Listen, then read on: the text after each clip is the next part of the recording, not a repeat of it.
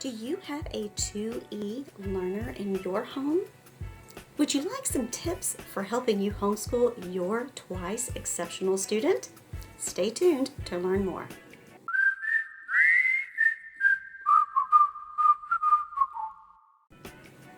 Hi, I'm Kimberly and welcome back to my channel, It's Only Homeschooling. If you've never been here before, thank you so much for stopping by. I'm a licensed professional counselor and a former middle school guidance counselor turned homeschool mom of one. If you like the content that you see in this video, please consider clicking the like and subscribe button. This will let YouTube know that you would like to see more content like it. Today I'm going to talk with you about my top 10 tips for homeschooling your child with twice exceptionality, or what's also known as 2E learners. Tip number 2, modify the curricula to fit your needs. Why? Why not? You can. That's the beauty of it. You don't have to go through a committee. You don't have to wait and have all these different meetings and have someone else tell you what you can and can't do. And make sure you are in line with the HSLDA and your state laws. However, though, modify it to fit your needs and to fit your specific learner. Longing for that holy grail of curriculum that will solve all of your homeschool woes? Man, have I been there. When we were in third grade, this was right before our son was diagnosed with dysgraphia.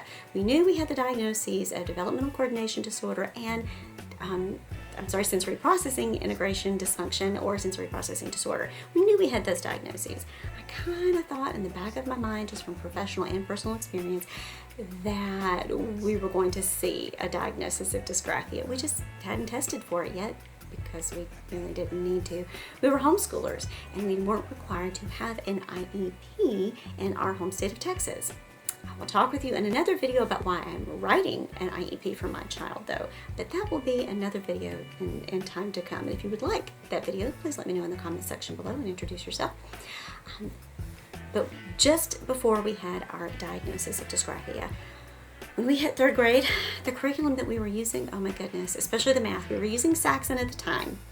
And Saxon is great, it is tried and true, but it is definitely beat a dead horse with skill and drill, and it is heavy, heavy, heavy on the handwriting. And even though I started to limit the number of problems that we were doing, and I would modify the curriculum in another way, it just wasn't enough. It got so bad that we were both in tears by the end of the school day.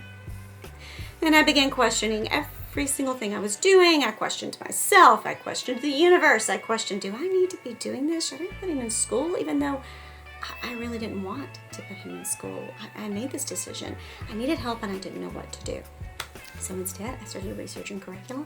That was a little bit better. I even tried out some on a suggestion from a fellow homeschool mom and friend, and we just stopped. We stopped our entire school year for third grade. I bought all new curriculum. We took a break. We reset. I established relationship, which is the most important thing to me in homeschool with my child. It doesn't matter any other subject that I teach him. The most important subject I teach him is the Bible anyway.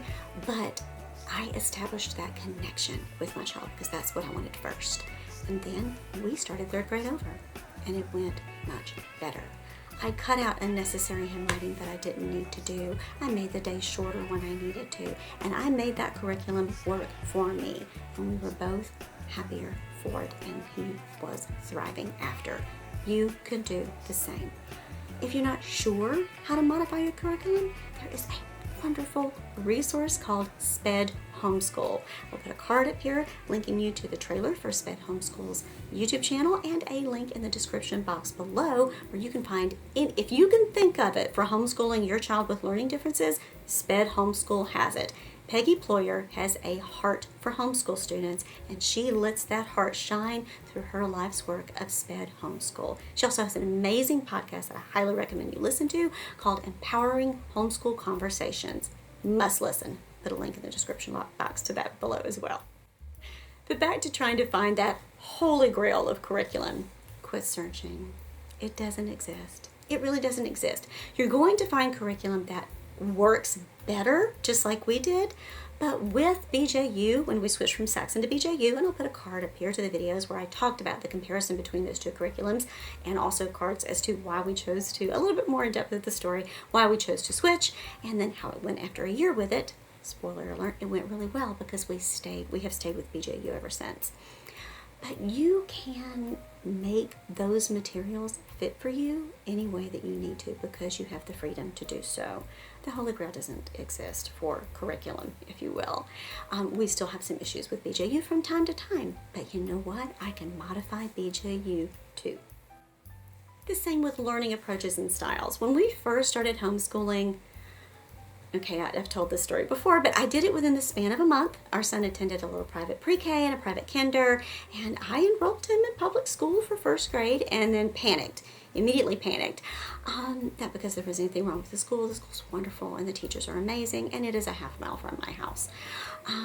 But because something in my gut did not feel right. Something spoke to me within the depths of my soul, and I felt the Holy Spirit come over me and say, don't do this. Don't do this. He needs to be with you. So I was terrified. I literally kind of talked with God like, really? Are you serious? I'm not a teacher. Guidance counselor, sure. Licensed counselor, sure. But I've never taught. And, the Holy Spirit says back to me, oh yeah? Who taught him to use a spoon? Who taught him to walk?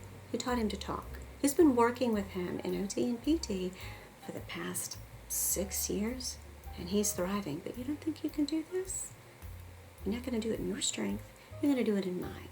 All I ask is for you to say yes and surrender and walk in obedience. So I was terrified, but I did it anyway. And I walked in obedience, and I'm still walking. And I'm still terrified because we have middle school starting next year and then high school. That's okay. I'm surrounding myself with people who know more than I do. But I'm getting ahead of myself. We'll come back to that point. Anywho, back to the beginning. I fell in love with this program called The Well-Trained Mind by Susan Weisbauer. I loved it. And I was going to do all of those things. I had my library card ready because we lived there twice a week anyway since he was a toddler for story time. And I was going to do all the things. Loved classical learning. Loved everything classical about it. We were going to do this. And we did for first grade and second grade. And it was good. It was great.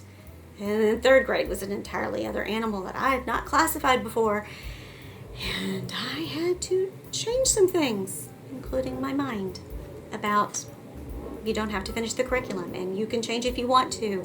And not everything needs to be heavy copy work, especially when your child has undiagnosed dysgraphia and he's having really rough days because of it. And then every day's a rough day and mom's having a rough day and you're both regretting the homeschool journey. I had to let it go. I had to let go of that approach. We're still a modified classical approach, but I really call us basically eclectic homeschoolers. A little bit of Charlotte Mason in there, a little bit of well-trained mind, lots of faith. But I modify it when I need to. I scribe for him when there's too much handwriting. I allow him to answer orally, and we are building his typing skills. Modify when you need to.